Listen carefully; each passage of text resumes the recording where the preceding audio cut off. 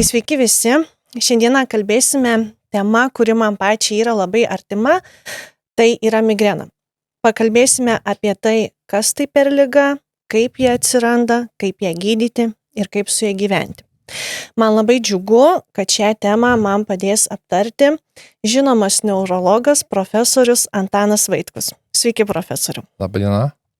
Kadangi tema tikrai yra labai plati ir yra daug ką aptarti, tai nieko nelaukusi ir noriu paklausti, kas tai per liga ir ar tai liga visam gyvenimui? Mes juokaujam, kad galvos skausmai kaip migrenos tipo, jie yra pakankamai sunkiai realizuojami. Kodėl? Nes kad visuomenės požiūris į ją lyg tai rimta liga, bet ir lyg nerimta. Ir remiantis ir publikacijų, kad jeigu vadovas kokios įstaigos turi sergančius migreną, jo žiūri labai atsainiai, jam geriau pripažinti, kad netien darbuotojas dar, pavyzdžiui, pirmadienį po gero vakarėlio, tai yra labiau suprantama, ne kaip paskam darbuotojas, sakom, man šiandien migrena, negaliu ateiti į darbą. Čia 40% darbdavių nesupranta arba kolektyviai, arba kit mano, kad manipuliuoja. Bet yra manoma, kad tikrai tvirtas yra įrodymas, tvirti įrodymai, kad yra genetiškai nulemta liga, tu gauni tą ligą iš savo artimų, iš mamos, aišku, linijos, iš tėčio rečiau yra, bet tai yra liga, kuri dėja eis iš kartos į kartą. Viena iš problemų, kad skausmo dažnis yra kiekvienam žmogui skirtingas, nes kadangi yra daug priežasčių, bet pirmas yra kilmė, yra, sako, ir savo genealoginį medžiagą, tai kilmė yra migrenos, yra genetika. Taip. Dėja. O sakykit, ar yra atlikti kokie nors tyrimai, kas dažniau serga migrena, ar vyrai, ar moterys ir kodėl? Be abejo, tai moterys yra daugiau. Tai viena iš priežasčių labai vedančių yra rizikos veiksnių, tai yra hormonai, moteriškos kilmės hormonai. Dėl to, kaip mes juokaujam, sakom, dėl ko moteris gali nesirgti, pavyzdžiui, nėštumo metu, maitinančios, kai pabaigia maitinti vėl atsiranda, arba baigiantis nėštumą vėl atsiranda, kad turim atveju, kai būna ne tik pagimdžius moterim po pusės valandos, gimdyklą kviečia neurologo konsultacijai į gimdyklą, kad vėl galvos skausmo priepuolis įsigąsta gydytojo, kad galbūt tai yra aneurizma galvos, koks pakraujavimas į smegenis, bet tai yra dėja genetiškai lyties nulemtas labai predispozicija, tokia vadinama yra polinkis ir moterų gyvenimas toks yra. Klausimas, ar tikrai tai liga yra, jeigu moteris gali pastoti ir neturėti migrenos, o jeigu vyras turi, tai nėra ką daryti. Taip. O kokios yra migrenos rūšys? Man pačiai kažkuriam gyvenimo etape buvo migrenų su aura, tai tarsi toks mirgėjimas, raibuliavimas, net atrodo sunku kažką matyti, vėliau tas raibuliavimas kaip ir dingo.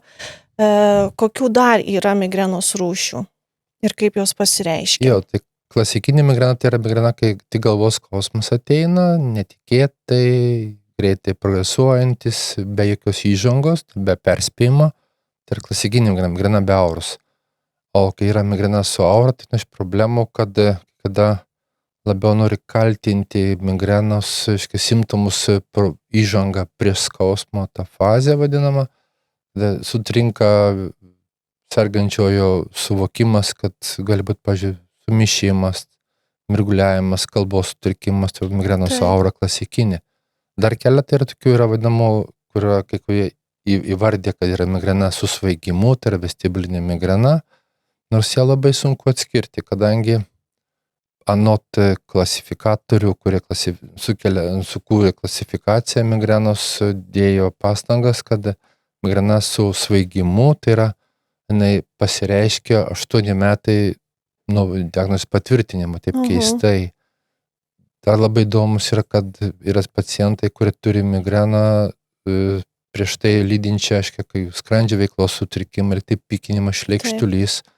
Ir tai neįvardyma aura, nors manoma, tai būtų pilvinė arba pilvinė prodromo aura, kuri įspėja, kad bus galvos skausmai. Ypatingai toks labai įdomus yra vaikų amžiai, paauglių amžiai, kai būna daugiau tokie cikliniai, periodiniai vėmimai staiga, galvos skausmas yra menkniks, palyginus su bepriežastinio vėmimo įveikiais ir jie pakankamai yra agresyvūs. Tie pykina, vemia, skauda galvą, bet aišku, tėvai kreipia dėmesį, kad vaikas galbūt kažkas ir problema su žarnynu, nors tai yra jau įžanga į suaugusių brendimo amžių. Įžanga į pačią ligą, ar ne? Migrena, taip. O daug kas sako, kad migrena tai yra tik galvos skausmas, nors puikiai suprantam, kad tai nėra tik galvos skausmas. Tai kokie procesai vyksta žmogaus galvoje, ar čia su pačiom smegenim, ar su kraujagyslėm kažkokie procesai, kad prasideda tas skausmas. Esu skaičiusi, kad vieni sako, kad susitraukinėja kraujagyslės, kiti sako, kad įsiplečia kraujagyslės. Tai kas iš tikrųjų toj galvoj dedasi, kad atsiranda tas skausmas? Jeigu sergantys turi migreną su aura, tai tuo metu bent įrodymais pagrįstas laboratorinis, eksperimentinės, kad yra kraujagyslės susiaurėja pati pradžia, reiškia, būtent galvos smegenų dengiančių dangalo smulkiosios arterijos susitraukia ir tada atsiranda, tai yra toks auros simptomai gali būti, kiekvienas variantas yra. Po to, kai vyksta, nusiskiria tam tikros uždegiminės skausmo aktyvuojančios medžiagos, jos sukelia arterijų įsiplėtimą, jos įsiplečia.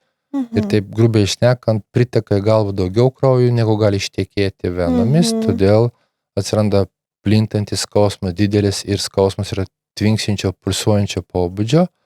Ir kai mes sakom, galvoje netelpa kraujas, tai automatiškai spaudžia tenai, kur yra angos iš galvos. Tai akidobės, pakaušio, sprando surakinimas yra, gali būti ausų užgulimas, gali būti net nosies spaudimas yra.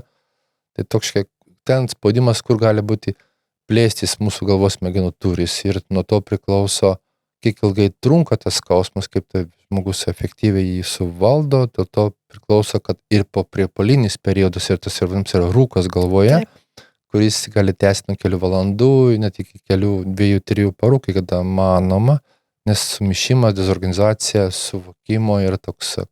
Tai darbdavys turėtų duoti tokį variantą, kad, jeigu turi žmogus žino, kad migrena su aura ilgai trunkantis pasitat periodas, tai leis šiais laikais duoti dirbti iš namų. Variantas ir toks. Taip, tikrai galim pasidžiaugti, kad yra tokia galimybė dirbti iš namų. Taip, kaip ir minėjote, kad skausmas prasideda akidobėse, tai iš savo patirties tikrai galiu pasakyti, kad iš pradžių kažkaip pradeda skaudėti vieną akį ir tada pats skausmas pereina į kažkurį iš galvos pusrutulių, tai jau tuo metu, kai jau jaučiu, kad skausmas yra akyje, skubu gerti vaistus.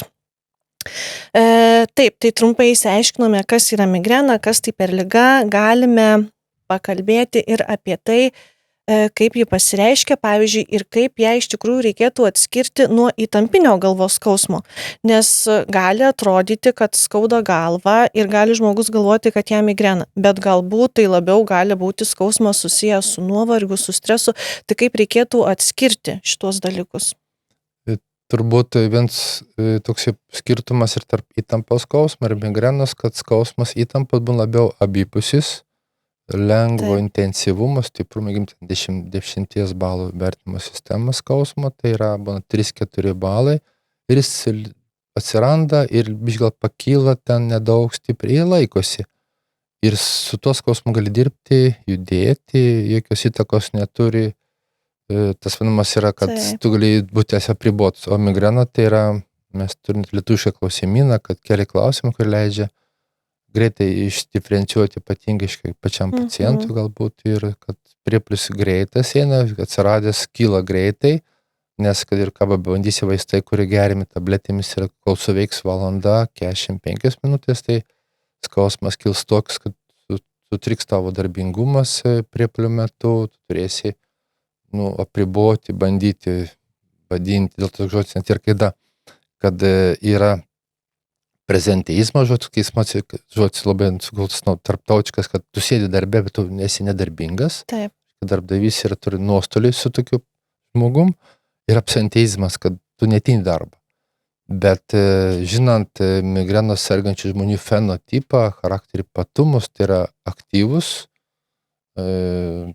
norintys vadovauti, pirmauti, dalyvauti veikloje, tai tokia pacientas, sakau, net tokį žmogų darbą reikia pirmiausia priimti darbą, nes jis moka tausoti tas dienas savaitėje, kai yra be skausmo. Taip. O kai tie, kurie neturi skausmo, jie gali atidėti rytoj, galbūt aš juokiuosi, kad geriau aš priimčiau darbą su migrena sergantį, bet jis moka ir pareigingas, atsakingas, žino, kad tas dienas, kai gali dirbti, jisai padarys tą, ką galim per savaitę padaryti. Tikrai taip galiu pasakyti, kad kol esu sveika, tol darau viską, ką galiu, nes aš nežinau, ar aš rytoj būsiu darbinga, ar nebūsiu darbinga. Kokie trigeriai dažniausiai išprovokuoja migrenos priepuolį? Ar tai kvapai, ar garsai, gal net maistas? Iš savo patirties galiu pasakyti, kas man sukelia migreną, tai ypatingai jeigu dalyvauju kažkokiam koncerte, ant scenos daug šviesų yra prikabinta ir jeigu jos labai stipriai pradeda mirksėti, tai aš jau jaučiu, kad man pačiai toje akyse pradės mirgėti ir gali prasidėti migrenos priepuolis. Tai kokie būtent tie yra trigeriai, kurie išprovokuoja tą priepuolį? Jeigu imti, sako, nekreipiant į lytį, tai aišku, kad yra variantas yra, kur galima greitai gauti per kvapus, kurie kvapai erzina kažkodėl. Taip kaip nešia moterim, kad atsiranda iš tų metų, atsiranda įgeidys tam tikrų skonio kvapo, arba priešingai, tai migrenos metu gali migreną išprovokuoti būtent kvapai. Tam tikri kvepalai, galbūt tam tikri dūmų, maistas gali būti keistas, yra šviesa, bliksinti ritmiška šviesa, dėl to naktiniai klubai arba klubai, kur turi bliksinčią lazerių apšvietimą, gali provokuoti vieną kitą, o jeigu galvoti apie, kad klube surenka daug moterų, merginų, tai automatiškai, kad po gero lazerio šou vieno kūrinio gali dalis išeiti į aną pusę už sienos salės. Visos išeis su migrena. Hormonai taip pat, aišku, labai turi, ypatingai moterims, nors kai kada ir vyrams mes randam tokį cikliškumą, kažkodėl tai nepaaiškinama. Kitas yra alkis. Nes alkis yra cukraus sumažėjimas organizme, kuris mūsų energijos šaltinis, tai automatiškai gali turėti, atsirandti įtampos tipo skausmas, iš jo užaugti gali migrenos priepuolis. Kai kurie turi irgi keistą apibūdinimą, kad permiegojimas, ilgiau pamiegoti šeštadienį, sekmadienį į darbą, jau turi problemą atsikelti sunkia galva, iš jos šauks migrena. Tai tie, kurie pažįsta save, man patinka, sako, aš šeštadienį, sekmadienį su to žadintuvo keltis taip pat kaip pirmadienį ir antradienį į darbą. Arba nedamiegojimas. Aišku, suma tai priežasčių, tai yra kvapai, šviesa, alkisi, mūsų organizmo tam tikri niuansai yra skysčių netekimas arba nedagerimas vandens, galbūt to tai išprovokuoja migrenas, galbūt auros užveda migreną, bet priežasčių kiekvienas žmogus turi savo ypatingų keistų. Turiu pacienčių, kurie sako, man būtent aš negaliu į sporto klubą, arba pradėti, nutarėti sporto klubą ir pradėti sportuoti, man, sportuojant, deguonis virsta anglies dvideginį, kuris jau gali užvesti migreną. Dėl to mes tariam, jeigu reikia ir nori sportuoti, pradėti nuo mažų krūvių, mažos trukmės ir adaptuoti organizmą, kad taip nereaguotų liguistai į aktyvų sportą, arba jeigu nori bėgioti, tai lengvai bėgioti, arba greitai ėjimu, tai adaptuojasi ir taip nebetampa tokių provokuojančių trigerių. Tai greičiausiai tie, kurie ir, kaip minėjot, kurie nori sportuoti, tai reikėtų tiesiog pasirinkti kažkokias lengvesnės formas, galbūt net kokią jogą, gal net ir nuramintų tiesiog. Taip, yra tempimo pratimai, nori ten plastiškumo, ne raumenims, jeigu raumenims, jau reikia, aišku, vartoti ir tam tikrus produktus, reikia turbūt turėti cukraus kiekį pakelti, nes sportuojant raumenims reikia daug gliukozės, dėl to jau arba pavalgyti prie sportuojant būtinai. Taip. Ir visai geras variantas yra. Taip. Mes visi dabar gyvenam tokį gyvenimą, skubam, lekiam, esam pervargę, strese. Ar šie faktoriai irgi didina tą, vienu žodžiu, migrenos priepuolių iššaukimą? Turbūt reikėtų stengtis vengti ir streso, ir turėti miego režimą, ar ne? Smegenys mėgsta kaip traukinio grafikas.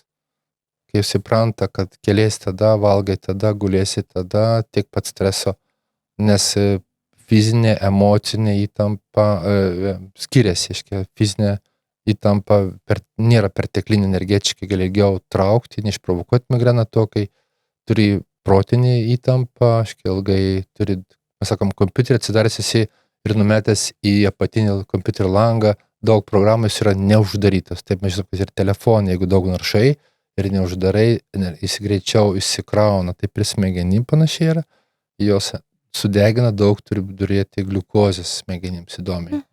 Todėl, kaip nebūtų keista, sveikos gyvensenos specialistų rekomendacija, kad valgyti sveiką maistą, bet smegenim reikia produkto, iš kurio pasigamintų gliukozė, tai yra energijos šaltinis ląstelėms. Jeigu jos nepakanka, mes turime problemas. O stresas, įtampa, aktyvus gyvenimas be poilsio, smegenims reikia kaip ir, kas važiuoja su elektriniu elektromobiliu, žino, kad nepakrovęs nevažiuosi. Tai nepasikrausi, nebent dviračio dinamo turi, gali pedalų sukti mašinai. Taip čia yra, jeigu turi stresą, tu turi kainą tam tikrą. Taip. Ar galime sakyti, kad migrena tai nėra tik galvos skausmas, bet viso organizmo sutrikimas? Nes vis tiek būna tokių priepuolių, kuriems ir veido paralyžius atsiranda, stringa kalba, visas kūnas tarsi atsisako. Tai ar galime sakyti, kad tai yra kaip ir viso organizmo toksai sutrikimas?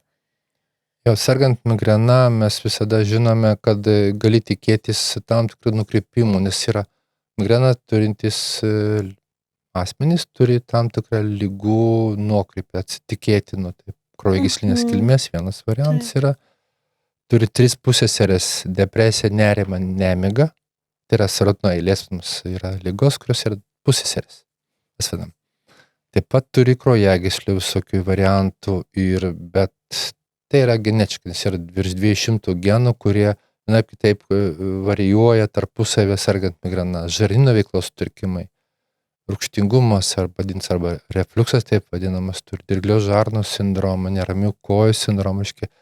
Kadangi tai yra ir neuromediatorių sutrikimo liga, kuri veda priepuolių metu, tai sergantieji gali patirti tam tikrų mediatorių stokos sukeltus sutrikimus. Tai, pavyzdžiui, miego sutrikimai, prabudimai dažni, polinkis į depresiškumą, dėl to, kad migrenai reikia pakankamai gero serotonino kiekio, kurį pagamina žarnyno nervų sistema. Ir jeigu jo nepakankamai, ir dažniausiai tai yra nepakankamai, nes mes žinome, kad sergantieji migrenas, mes sakom, kur galim identifikuoti mieste einantį žmogų, tam tikrai bruožai, veido, anatominiai, tai yra dažniausiai liekno sudėjimo.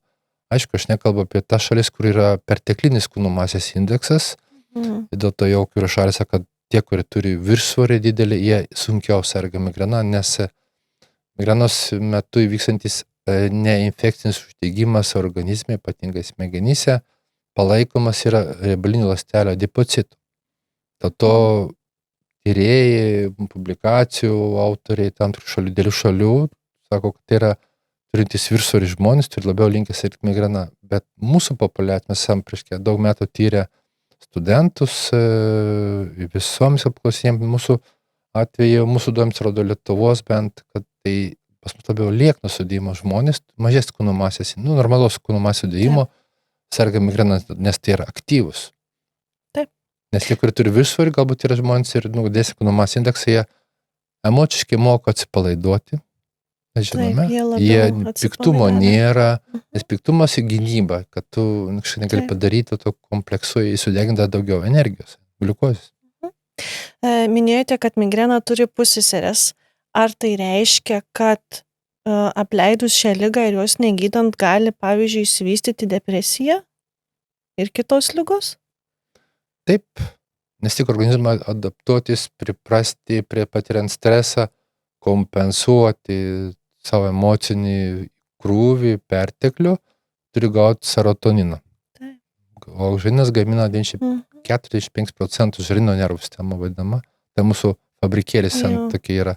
Toks siuvimo fabrikas, galbūt legalus, nelegalus, bet ten, kur gamina serotoniną. Taip. Ir tie, kurie turi pervargimą, kurie turi nepavalgymą, nes nėra kada, čia aš valgau vienkardienojų visą dieną, jie perina į tą vadinamą nuovargį, lėtinis nuovargis, kuris irgi stovi, neturi adaptacijos, atsistatymo, dopamino, vienos neuromediatorius, serotonino ir to pasakoje atsiranda požymiai, kur rodo, kad tu nebepatenkint savimi, neturi kompensacijos, miegi blogai, sapnuoji, atsikeli pavargęs ir užsiveda tas polinkis į depresiškumą, nes tau pastovi trūks serotonino. Aš juokauju savo pacientams, į kolegams, kad nesu matęs pikto žmogaus, kuris suvalgė ką tik tai torto gabaliuką nes 45 minučių maždaug padidėjęs serotonino kiekis, jis kompensuoja to serotonino kiekį. Bent visi laimingi po desertą yra, bent kuriam laikui. Tai sergant migreną reiktų nebijot valgyti saldumynų. Žiūrint, koks yra požiūris. Jeigu jis turintis kūno masės indeksą didesnį negu pagal pritaikytas normas, bet jis tolygiai didesnis kūno masės, tai nėra patologija. Aš nemanau, kad turi būti visi siekti siekimybės ten 22 kūno masės indeksą, čia yra idealus spartiečkas, graikiško, romėniško modelio žmogus, bet mes turim skirtingus genus. Turime gaunam ir tokį riebalinį sluoksnį, tokį riebalinį sluoksnį, to normaliai nuaugęs žmogus tolygiai, tai nėra alimentarinis viršsvoris, tai normalų dalykas, manau. To keista visko, kad stambaus sudėjimo žmonės mažiau serga. Galvos skausmai net ir įtampos rečiau būna. Daug kas ilgą laiką gyvena su migrena, net nesuprasdami, kad tai iš tikrųjų yra sunki neurologinė liga. Tai kada jau žmogui reikėtų kreiptis pas specialistą, kuriam etape ar vos tik pajutus menkiausius galvos skausmus, ar jau įsisiautėjus tiems priepuoliams, kada jau reikėtų eiti pas specialistus? Turbūt tai, kad dėl skausmo patiriama, tu turi nedarbingą dieną arba tam tikrą periodą, vienas variantas, skausmas įgauna tam tikrų simptomų, pavyzdžiui, jeigu turim su aura, tai automatiškai pirmieji žmonės ateina, apsilanko pas gydytojo konsultacijos, klausti, kas čia per liga, bet tie, kurie turi epizodinį, pavyzdžiui, yra, kurie turi migreną vieną kartą į pusę metų, vieną kartą į metus, arba ten kas 2-3 mėnesius, jie, kad ir patiria migreną su aura, ten, pavyzdžiui, pamirgliuoja akyse, lyg tai neaiškus matymas ir po to skausmas, priima kaip apkaltina kažką, tai ten nuovargį, stresą, daug dirbau telefone ar prie kompiuterio ir nekreipėjom, bet jeigu yra skausmas toks, kad turi gerti vaistų ir atsiranda pastebėjimas mūsų nuomonė, kad yra pacientai, kurie turi namuose jau daug vaistų ir net nejučia vartoja į dieną po tabletę ir kas antrą dieną, tai yra potencialus pacientai, kurie gali įgauti galvos skausmą lėtinį, kuris nebebus lengvai skirti jį. Tai yra migrena, tai yra įtampos, ir net toks žodis galvotis yra vaistų medikamentiniai galvos skausmai, nors tai yra tikrai klasifikacija trauktas, neturi savo kodą šitą ligą, galvos skausmai medikamentų sukelti, nuo skausmo medikamentų, bet teoriškai, neurochemiškai kalbant, to negali būti.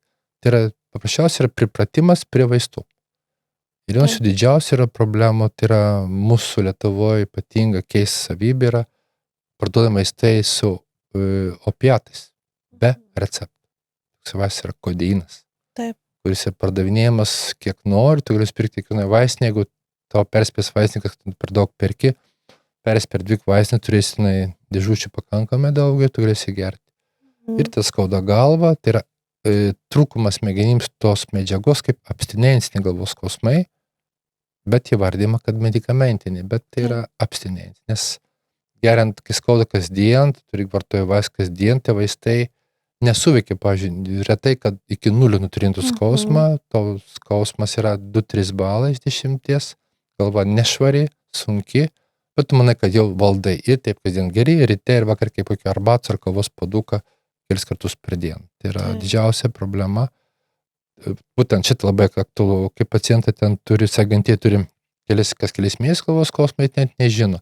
Ir kai ateina pas mus ten kokie 40 metų, ypatingai moteris būna, kai 48-50 metų, kai prasideda antras tas brendimo moterų periodas, prieš hormonų pabaigą, migrena, kad gauna tokių kaprizų, atspalvių, kad įspaudimo, svyravimai, kritimai, kilimai, širdies permušimai, tirpimai ryškesni, ilgiau užsitęsantis, tada atkreipė dėmesį, kai papasakojo savo galvos skausmų istoriją, nustembė, kad net pacientė turi ten nuo kokius 15 metų migreną, bet tai buvo įvardyma kiti kaltininkai, brendimas, mokykla per daug užkrauna, nepavalgymas, studentavimas būdavo per daug egzaminų, taip toliau, bet tai visiems nėra galvos skausmai. Jeigu galvos skausmas atsiranda su priežastim ir be priežasčių ir pasibaigia, reiškia, tai tu greičiausiai, sakom, 3 klausimai, kur reikalinga iš tos debesėlio masės gauti tą biškį saulės žybsnius, tai yra klausimai, ar turite galvos skausmą, kuris yra užeina kada nori. Turi priežastį. Vienas dalykas, skausmas, kuris sutrikdo tavo darbingumą, fizinę veiklą ir negali nieko daryti. Ir trečias, ar turi savo kišenėse, rankinukę namuose atostogų metu pastovi vaistų specialiai nuo galvos skausmo. Tai yra sergant tipiškas migrenos pacientas. Taip. Jeigu turi vaistų nuo skausmo galvos namuose. O kokie tyrimai yra atliekami, norint patvirtinti šią diagnozę? Nes turbūt, jeigu paims kraują iš venos, tai turbūt mums kraujas neparodys, kad tai yra migrena, jau čia reikia lysti kažkur giliau, tai kokius tyrimus reikėtų atlikti? Tyrimų nėra. Dažniausiai tyrimai yra tie, kurie daroma gydytojo nuomonė arba pacientas tikinės, kad jam kažkas negerai galvoje. Remiantis statistiką, duomenų analizė iš skubios pagalbos skyrių, tai turbūt kas 6 žmogus apsilankęs pirmų skyriuje gauna galvos kompiuterinę tomografiją tyrimą, eilinį užsitęsę priepuolių metu ir kuris sergantys, nors žino, sako, šį kartą skausmas stipresnė negu aną kartą, tai jiems dažniausiai padaroma. Kitas atvejis būna, kai turi migreną su aura, pirmą kartą pacientas apsilankęs ir deklaruoja, kad tai yra ypatingas skausmas, tai turime, aišku, išgryninti, atlikti tam tikrus tyrimus į kraujagyslinius, jeigu reikia, taip toliau. Bet praškai tai galvos skausmo pacientai mes turim duoti klausimus. Priepuolinis skausmas neprognozuojamas, su aiškiais rizikos veiksniais, turintis stiprų intensyvumą, greitai kylantis, skausmo lokalizacija, pobūdis ir atsakas į vaistus, gydymas, jeigu tai tyrimų nereikia. Bet aišku, turbūt 85%, kurie ateina pas mus, jau turi tyrimus arba pasidaro. Mes juokavim, jeigu turi migreną su aura, šiais laikais, kai turim pakankamai Lietuvoje, kiekvienoje gatvėje beveik galvos MRT tyrimų galimybę padaryti, tai kaip ID kortelę turi, visi pacientai turi vienokį ir kitokį tyrimą. Kiti ten daro encefalogramas, nes ten, kur gali, ten padaro kažkokius tyrimus, bet jų nereikia. Tai yra nepačiupinės. Migrenos nesimato tyrimus. Taip. Kai diagnozė jau yra aiški, kad tai yra migrena, kaip gydom? Jau truputėlį užsiminėm apie vieną iš vaistų, dar yra triptanai ir biologiniai vaistai, kuo jie skiriasi ir kada pakanka, pavyzdžiui, tik tai triptanų, o kada jau reikia pradėti biologinį gydymą. Jo, keliai tokie yra kriterijai, jeigu turi galvos skausmus retus, pagal 3 ir mažiau, tai tu pasirinkti tinkamiausią, efektyviausią vaistą skausmo valdymui. Skausmo priepuolio, skausmo priepuolio gydymas ir skausmo priepuolio prevencija, apsauga nuo jų dažnų, tai yra profilaktika. Tai jeigu priepuolį, tai mes turime galimybę vartoti triptanus, turim galimybę vartoti paprastus vaistus nuo skausmo, kai pacientai turi pakankamai gerą atsaką į mišrius medikamentus, kurie turi kofeiną. Nes kofeinas taip teoriškai turi veikti, kad sumažėja kraujo tonusas, vilkės susitraukia, sumažėja priteikiančio kraujo kiekis. To mūsų močiutės, pramočiutės turi citramoną, mylimiausią vaistą. Mes turim kitą vaistą tenai, nesakys pavadinimo, bet kurie yra kofeino, bet ir kombinacija. Tai čia nieko baisaus, jeigu turime ten retus. Tai, o jeigu turime į tie triptanai, yra būtent klasė, kurie kompensuojami.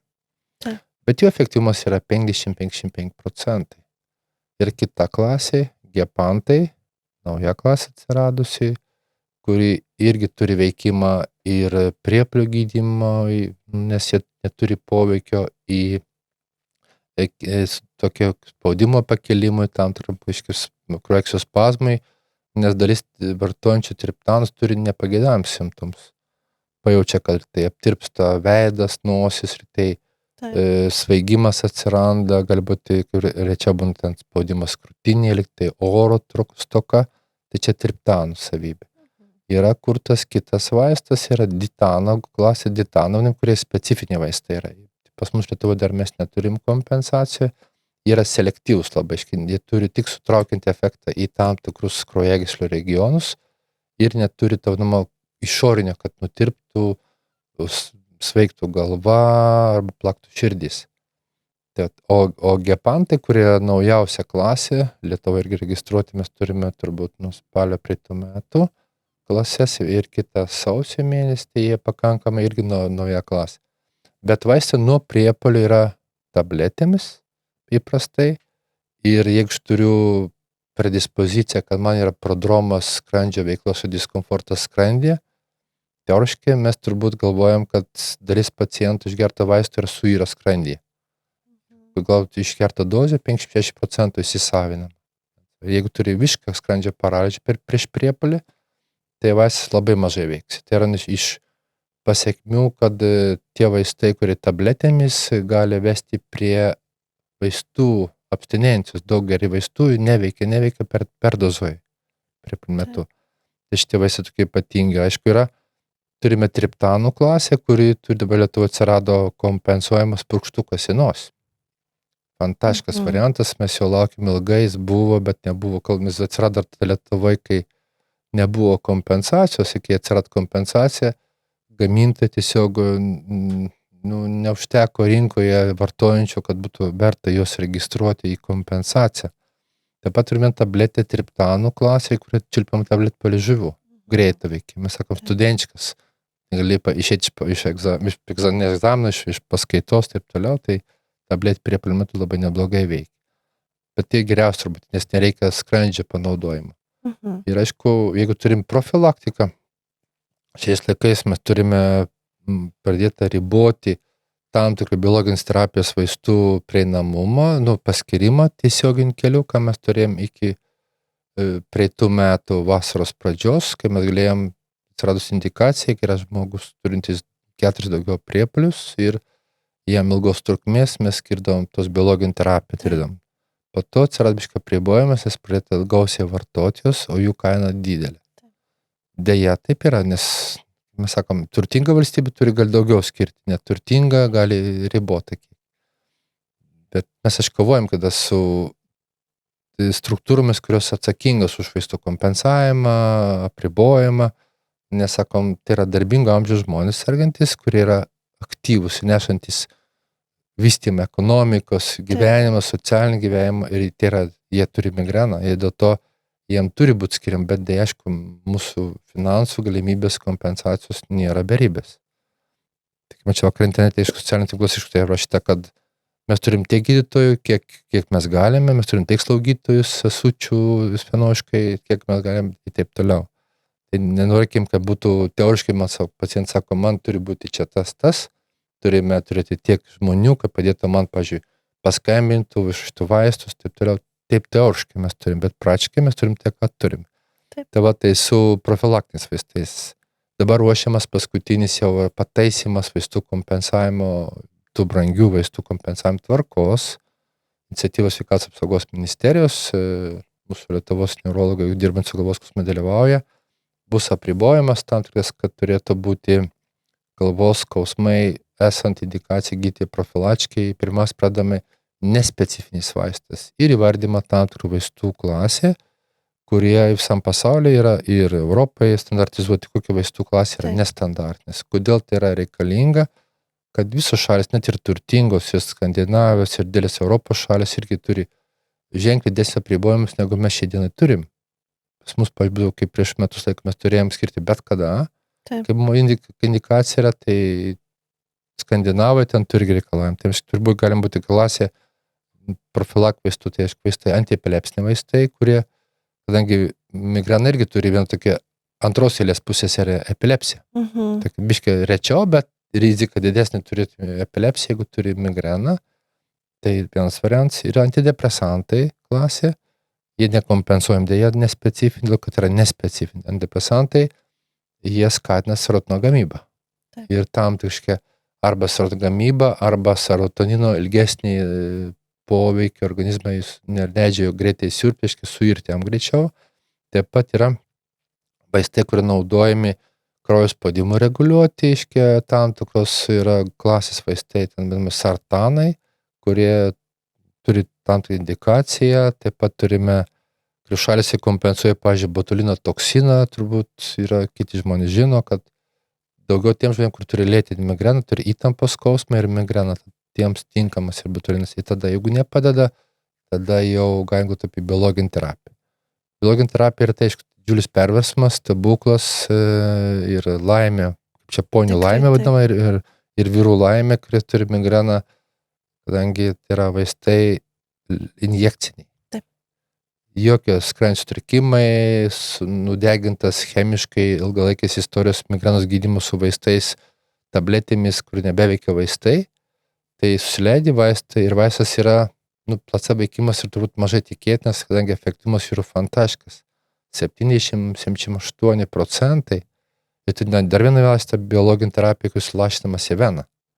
Tai efektyvumas dar didesnis, biologinis savimas yra didesnis iki 90%. Reiškia, dar greitesnis yra efektas ir pakankamai geras. Aišku, visada ne vieno vaisto nėra 100%. Taip. Nėra. Deja, nėra. Ir žmonės sako, tai mums yra įskiriama rezistenčiai gydymai arba atsparus gydymui. Irgi labai sudėtinga sakyti, nes, pavyzdžiui, atsparumas gydymui, jeigu aš turiu profilaktiką, skiriu tabletėmis, kuris pagal reikalavimus yra. Aš žinau, kad žmogus, kuris atėjo ir nori gydytis profilaktiškai, jam reikia paskirti tabletinius vaistus. Jis jau turi istoriją, kad, kaip sakau, chemiškai nudegintas skrandis, žarnynas yra pakitęs jau ilgalaikį tablečių vartojimą, ilgalaikį priepuolių gydymo tabletėmis ir jie jau keičiasi savybės įsisavinimas žarnyne, žarnų gleivinėje, to vaisto aktyvios medžiagos sukūrimas organizmo automatinės sistemos gražios dėl to. Ir mes turime profilaktikų vaistų tabletinio efektyvumas 55%, kaip palyginti 80 arba 85%. Tai yra skirtumas dvigubai. Bet dėl to, kad mes turime daug sergančiųjų, procentiškai 300 000 serga migrena, iš jų kokia turbūt reikėtų 50 000 žmonių vienaip kitaip įvesti gydymą profilaktinį, nes jau jie turi dažnus priepuolius. Aišku, yra ribojamas biologinės terapijos vaisingo amžiaus moteris, labai svarbu yra pažymėti, dėl to yra geriamas tabletės. Kalbant apie irgi naujos klasės vaistus gepantai, kurie irgi turintys yra, mums yra 2 molekulės registruotos, jos irgi turi indikacijas, tik ne visos yra patvirtintos, registruotos Europos Sąjungoje, vaistai turi savybę ir priepuolių gydymui, ir profilaktikai. Skirtingos ten vartojamas, bet ir turime pakankamai, kalbant apie migreną, mes šiandien turime aukso amžių migreną, 5 metai. Nežinau, kaip toliau bus, bet manau, kad šitie vaistai padėjo sumažinti apsilankimų skaičių, priimų skyriaus, užkrovimą, galvos skausmų, pacientų srautų, šeimos gydytojų apsilankymą, nes dabartinė politika irgi, kad įjungti slaugytojas į vaistų pratęsimus, dėl to labai aktyviai apie tai kalbama, kad jos galėtų padėti šeimos gydytojų iškrauti, jeigu ir pacientas turintis vaistų išrašymus labai svarbus yra, bet ta programa, aš manau, kad pas mus yra aktyviai su aukštu išsilavinimu arba išmaniusios slaugytojos, jinai teoriškai. Ką tik paskelbtas toks straipsnis prieš gerą savaitę, kuris rodo, kad ir tos šalės paimtis Prancūzija, Ispanija, Italija, Anglija, kurgi išparodė tos sesutės praktikės, išmanios sesutės, kurios gali padėti suvaldyti pacientų srautą pas gydytoją, specialistą, bet labiau išrašyti vaistus, paskirti vaistus. Ten irgi tik tai 2-5% tų vaistų išrašome tos šalis, kurios turi tradiciškai, reikia daug įdirbio, bet, aišku, nereikia sekti tų šalių blogą patirtim, reikia naudotis mūsų greitesnių pakilimą, aš manau, kad esmė yra. Taip. O kiek mažiausiai laiko reikia vartoti biologinį vaistą, kad jau galėtumėm pasidaryti kažkokias išvadas, kad vaistas arba padėjo, arba nepadėjo, tai kiek reikėtų pavartoti, kad galėtumėm kažką nuspręsti? Irgi skirtinga turbūt yra, būna, kai po pirmos injekcijos jau pacientas sako, kad man jau pradėjo mažėti, ten 20-30%, skaičiuojame, kad po 3 mėnesių galima pirmą vertinimą, po 3 injekcijų daryti pirmą arba 3 mėnesių gydymo, jeigu ten tabletėmis gydysime, vertinti jau yra atsakas ar nėra. Taip. Po to, jeigu efektyviai veikia, yra rekomendacijos, yra ir tokie pasiūlymai, kaip stebėti ligonį bent 2 kartus, po 3 iki 6 mėnesių tam intervalę ir po 12 mėnesių. pas mus yra po 12 mėnesių irgi turim mes aptarti gydytojai neurologai arba tie, kur dirbs galvos skausmais ir gydytojai neurologai, nes šeimos gydytojai turi siųsti jos po 12 mėnesių vartojimo specifinio kompensuojamo vaisto klasės, kad gautų vėl rekomendaciją skirti gydymą, tęsti ar ne, ar daryti migrenos atostogas vadinamas. Bet esmė tame, kad yra žmonės, kurie turi atsaką greitą ir kurie vėlyvą atsakų. Tai yra tie dažniausiai, kur ten turi 10-20 dienų į mėnesį su migrena tinkančiais simptomais priepuolio, tai tiems reikia kantrybės gydytojų laukti. Vienas iš didžiausių savybių tokia yra, kad pastebėsi, kai kurie mūsų kolegos bando greitai, žmogus nori greito atsako, bando greitai nuo vienos klasės vaistų, nuo vienos rūšies vaisto keisti kitą greitai, net nesulaukus tų 3 arba 6 mėnesių. Sakom, kantriai laukti, taip, aišku, yra vaistai turi ir tamsią pusę, tai yra nepageidavimas. Injekcijos vieta. Taip. Tam tikrai pašaliniai simptomai, kurie atsiranda nepageidavimai, tai reiškiniai vadinami, kurie gali būti, ten peršalimo ligos didesnės, galbūt spaudimo svyravimai, kai kurie nurodo, kad ten plaukų slinkimas gali būti, bet žinot, tai neturbūt akcentuojant, yra labai reti dalykai ir jeigu vaistas veikia, tai mes sakom, jau paskiau galima daryti atostogus, jeigu tu tvarkai priepuolių skaičių, ten 2-1 priepuolis į mėnesį, laikantis 10 dievų įsakymų, tai yra rizikos veiksnių žinomų kontrolę ir mes galim gyventi. Tikrai taip, man pačiai, kai pradėjau vartoti biologinius vaistus, tai tikrai pradėjo labai stipriai slinkti plaukai, bet aš tiesiog pasakiau savo, kad aš geriau liksiu su 5 plaukais ant galvos, bet gyvensiu kokybišką gyvenimą, negu aš gyvensiu tokioj kančioj ir nežinomybėj. Tai iš tikrųjų tikrai džiaugiuosi, kad yra toks dalykas kaip biologinis vaistas, kuris tikrai palengvina šiai dienai sergančiųjų gyvenimą. Po migrenos priepuolio dažnai būna jaučiamas toks kaip ir nuovargis, kaip ir minėjot, smegenų rūkas, tokios tarsi pagirios, kaip po gero vakarėlio, tu kaip ir priepuolio nebėra, bet tavo toks kūnas, toks kaip nesavas. Ar įmanoma kažkaip sumažinti šią būseną ir kaip lengviau ją išgyventi? Turbūt sudėtinga, nes tam tikrų specifinių vaistų nėra, nes tai yra smegenų veiklos atsistatymas. Taip. Tai kaip, aš vadinu, kai pavasarį ledonišis Nemune užlieja apačioje prie marių rusnėje pievas, po potvynio slūgsta, vis tiek pievos būna šlapios, įmirkusios, pravažiuoti gali klimti. Tai prie smegenų audinys yra po užsitęsusios ilgos trukmės priepuolio, smegenų veikla atstatyti turi skirtingą. Kad ten pulškius vaistus vartoti psichostimuliatorius ar kitaip tikrai nėra, bet todėl taikinys yra kovoti su pačiu gaisru. Taip. Tai yra priepuolio gydymas efektyviai, greitai, kad kuo mažiau tęs, jeigu užsitęs, tai tos pagirios bus. Labai įdomi užsiminti tą žodį, nes mūsų pastebėjimai yra, kad dalis žmonių, kurie turi po vakarėlio sunkia galva arba sunkias pagirias, pykina vejame, šviesos baimė, triukšmo baimė, jie galimai yra migrenikai. Tik nežino.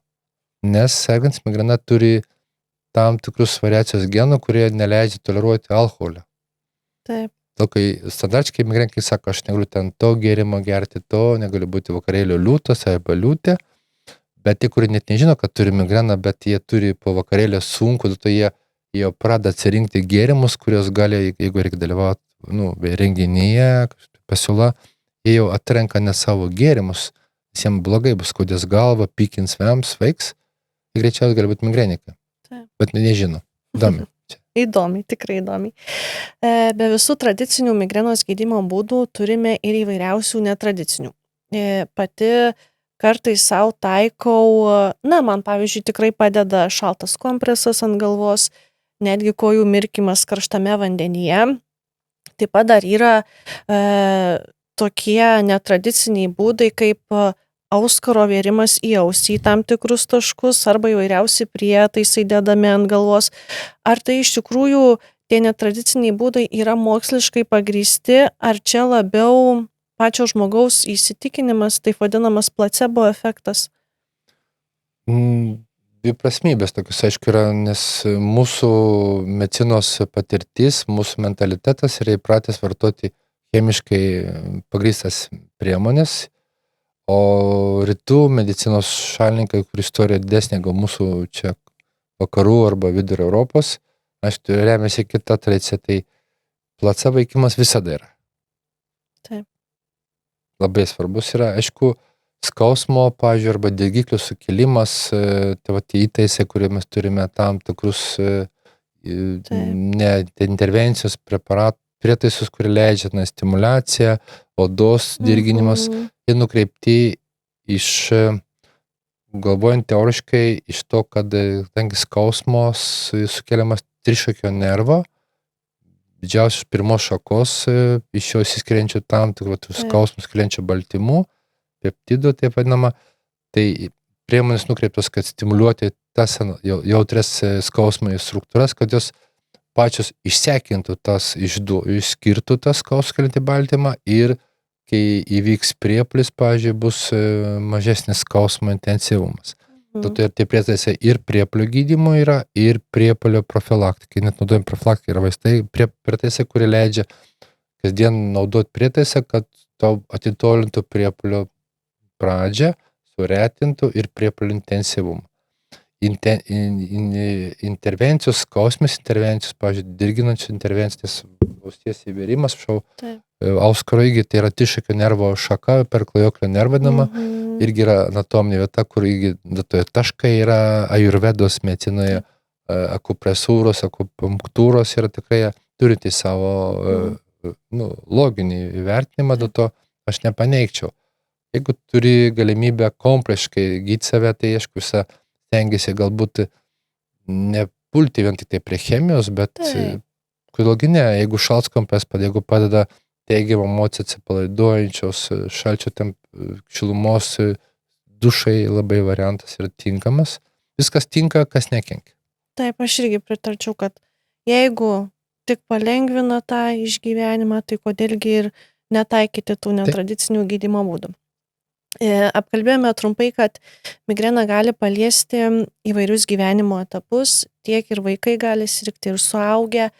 Pakalbėkime, kaip yra su nėščiomis moterimis, ar jos gali sirgti ir kaip, pavyzdžiui, suvaldyti tą visą priepuolį nėštumo metu, nes turbūt negalima naudoti nei triptanų, nei biologinių vaistų, kad nepakenkti vaisiui. Su triptanais nėra taip jau šiukštuką nevartoti, yra indikacijos, įgalimas yra. Triptanai pasvėrus riziką naudą, nes nėra įrodyta, kad tie priepuolio gydymo vaistai, triptanai, būtų kažko tai žalingi. Kuo tai remiasi, tai ilgalaikį vaisto vartojimas praktikoje, nėščiųjų ir gimimo nėščiųjų vaikų, gimusių vaikų stebėsena, registracija, ir nėra pastebėta kažkokio tai būtų polinkis į apsigimimus arba persileidimus mamoms, arba vaikai ten mažesnė galbūt svorio. Paskaičiaus, tai jeigu turime nėščią, kuri, nes apie 300% nėščių taip irgi hipotetiškai, statistiškai nesibaigia migrena, gali būti ir labai kankina, nes dar ten nėščiųjų, ten kelias nėščiųjų toksikozė gali būti, kurgi persipina, ar tai čia yra migrena, lėtinė perina, čia yra toksikozė, nes jis skauda ir pykina ir vemia. Tai dėl to, jeigu moka atskirti, tai triptanai nėra šiukštų. Turim šią dieną mes 2 vaistų triptanų ilgesnį stebėseną, duomenų bazę, sumatriptanas ir naratriptanas 2 molekulės, kurios praktiškai naudojam senai, jos turintys pagrindimą, kad galima vartoti, jeigu yra indikacija.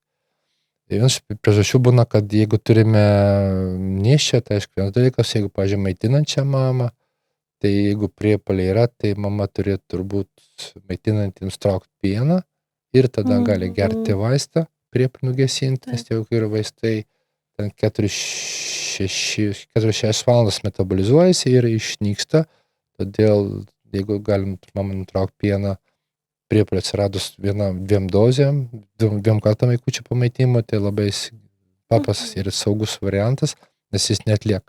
Biologinė terapija neturi įrodymų, kol kas ir stebėjimas vyksta, tam tikras vis tiek yra įvykių pasaulyje, kad vis tiek mamos vartojusios biologinę terapiją sužino, kad yra nėščios. Nors rekomendacija yra taip, bet čia yra gyvenimiška, aš manau, kol kas neturim tokių patikimų duomenų ir ten iš stebėsenos tam tikrų, kad su gyvūnais, kad tam tikras molekulės gali būti irgi veikimas mažesnės kūno masės gimimas palikonių, esam vartojančiams gyvūnams tą veiklią medžiagą, bet tai yra vis tiek žmogaus kūnas ir kitoks.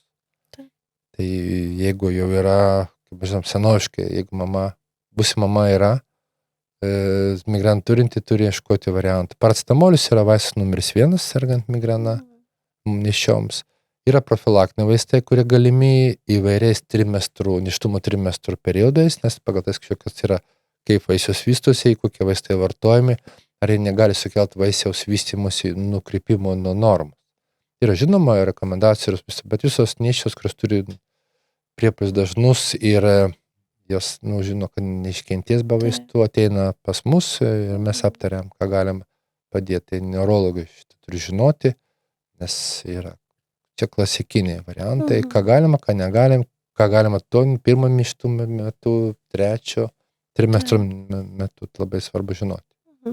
O nuo kokio amžiaus gali pradėti sirgti vaikai, koks gydymas jiems taikomas ir ką daryti tėvams, jeigu vaikas pradeda skųstis, kad jam skauda galvą, nes vėlgi gali būti galbūt įtampa mokykloje ar panašiai, gal tai nebūtinai vėl gali būti migrena.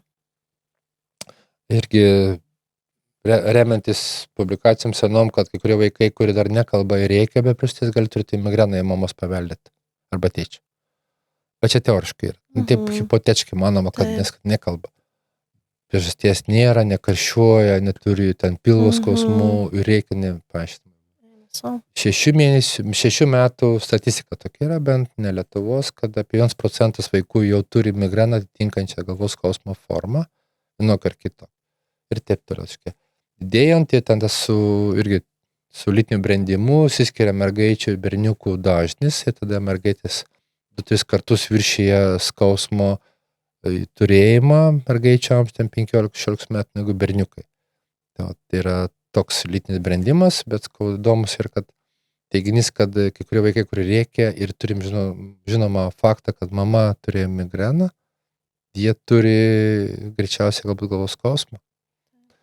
Bet tai dažniausiai kaip gydoma pamaitinti. Nes alkis sukelia galvos skausmą vaikui, bet jis dar nemoka kalbėti. Toks faktas yra, tokie ir teiginiai, bet aišku, mes neturim įrodymų. Dar vienas labai faktas įdomus yra, kad kai kurie pacientės, kurios vartoja dažnai tus pačius vaistus, įvardė, kad turi atsparumą, nebeveikia vaistas. Liktai nusitrinė vaisto veiklumas, veikimas yra. Irgi mes modeliuojam, manome, kad gali būti, kad atsiranda organizme antikūniai, kurie vartojant tabletės suriša vaisto veiklėje medžiagą, neutralizuoja.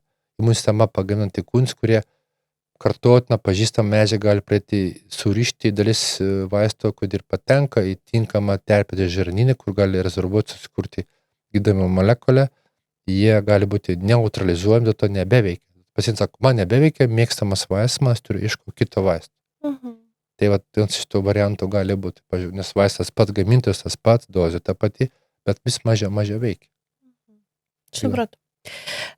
Jau pradžioje trumpai buvome užsiminę apie darbą ir migreną. Tai kaip iš tiesų, ką turėtų darbdavys žinoti, jeigu jo darbuotojas serga migrena, ir ar pats darbuotojas gali, kiek dažnai gali pasimti nedarbingumą esant migrenai? Ar tai yra apskritai, turbūt, kad įmanoma, bet kiek dažnai reikėtų imti tą nedarbingumą? Kiek dažnai, tai nėra tokios taisyklės. Pats faktas, jis nedarbingas, priepuolis tęsis. Ir darbdavys, kuris žino, supranta, tai viskas tvarko yra. pat kaip klausti, pavyzdžiui, sergu epilepsija, įvyko epilepsijos priepuolis, esu po priepuolio net jau darbą. Tai eiti darbą ar ne? Kaip jūs manot? Taip pat, kaip ir bronchinis astmas, jau įvyko bronchinis astmas priepuolis. Tai aš nedarbingas esu. Taip. Tai čia nėra tokių kriterijų, įrankių, bet darbdavys turi žinoti, aišku, ne pirmą dieną dirbant, sužino, kas įvyksta, kad yra priepuolis, kad yra vaistai geri, bet priepuolis sutrikdo darbingumas ir nedarbingas ir tai yra faktas. Tai darbdavys, jeigu suprant, kaip minėjau pačioj pradžioj, bet labiau pasakė, kad vakarėlį turėjau sunku, ten vardadienį, ten tetulės gimtadienį, tada sako, tai labiau geriau. Taip. Tai kaip ir apkalbėjome, kad tikrai migrena gali būti sudėtinga liga, bet taikant reikiamą gydymą galima gyventi kokybišką gyvenimą. Tai pabaigai, profesoriau, ką palinkėtumėt visiems, kurie serga šią ligą? Klausimas yra pirmiausia identifikuoti, negalvoti, kad kažkas skauda galvą, kažko tai priežasčių. Pirmiausia, jeigu skauda galvą, mes sakome, sukite, kas buvo vakar, šiandien, ar yra ką galima apkaltinti. Jeigu stiprus klausimas, tai jeigu turi kažką priežasčių, nes migrena irgi turi rizikos veiksnius arba triggerius, kad galbūt turite migreną. Bet jeigu vaistas padeda ir išmokstate daryti tai, ko nereikia daryti, kad neįvyktų priepuolis, reiškia, jūs valdote. Jeigu skausmai dažni ir matot, kad jūsų dėžutė nupirkta per savaitę išnyksta vaistų, ten 10 tablečių, reikia pas gydytoją eiti. Pavojus. Bet taip galva yra signalas, mes sakome, migrena yra puikiai liga, perspėjantį, prašau pailsėti, prašau pavalgyti, reikia atostogų. Taip, čia turbūt ženklas, kad reikia laiku sustoti. Taip. Tai ačiū Jums, profesoriau, už šį malonų pokalbį, ačiū už pasidalintas žinias. Tikrai buvo malonu pasikalbėti šią temą. Ačiū visiems, kas žiūrėjote. Kviečiame pasidalinti su tais, kam ši tema gali būti aktuali. Ir būkite sveiki.